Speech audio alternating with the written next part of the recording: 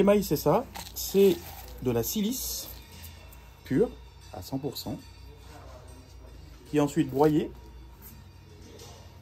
mélangée avec quelques ajoutes pour obtenir une poudre comme celle-ci. C'est un petit peu comme de la farine.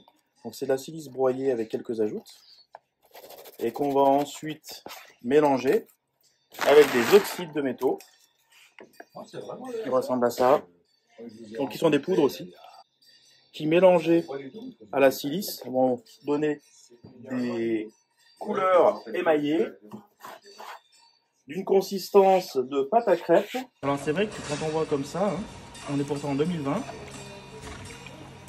mais en 2020 on a toujours la louche, comme c'était utilisé déjà dans les années 30, quand l'émail est devenu un produit vraiment industriel, façon de parler à l'époque, hein, parce que c'était quand même très artisanal pour un produit industriel. Et ben on a toujours la même technique, on a toujours des produits avec utilisés à la louche. Donc voilà à peu près la consistance que ça peut avoir l'émail.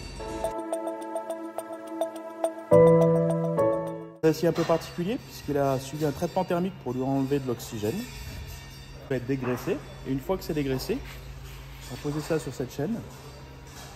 Quand c'est des petites pièces sur des grilles comme celle-ci, quand c'est des grosses pièces directement sur ces supports-là. Et on va passer à l'intérieur de la cabine pour leur appliquer la couche d'émail, la première couche d'émail, application recto verso. Et ensuite on va lui faire une première cuisson à 820 degrés.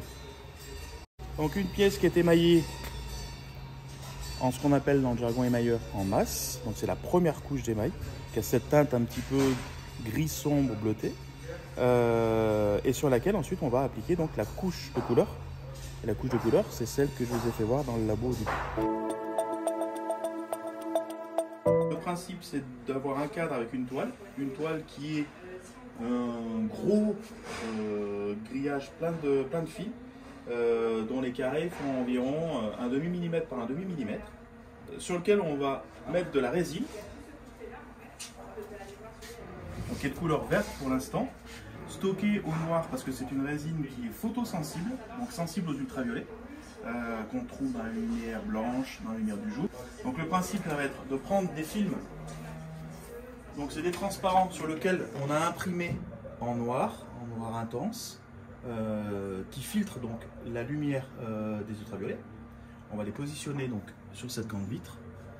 On va positionner l'écran dessus. Et une fois qu'on a positionné l'écran dessus, on va fermer la partie supérieure, redresser la vitre et lui projeter avec cette lampe là des ultraviolets. C'est 3000 watts d'ultraviolets, donc c'est quand même relativement puissant. Ce qui permet de pouvoir insoler un écran, enfin de le sensibiliser en 2 petites minutes. Donc là après deux façons de faire quand on réalise les numéros. Quand il y a des grosses quantités, on va faire comme on va faire ici, c'est-à-dire qu'on va tirer le numéro avec le filet.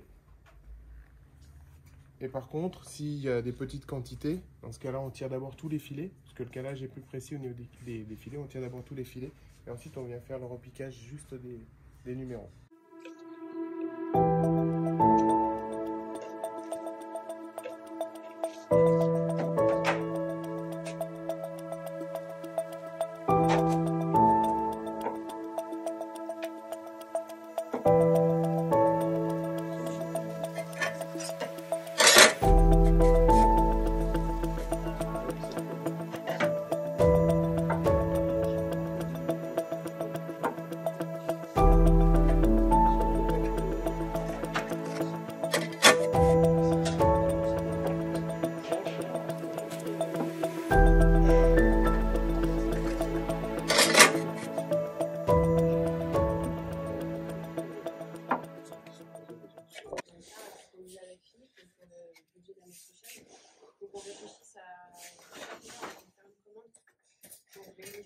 Là, on sèche.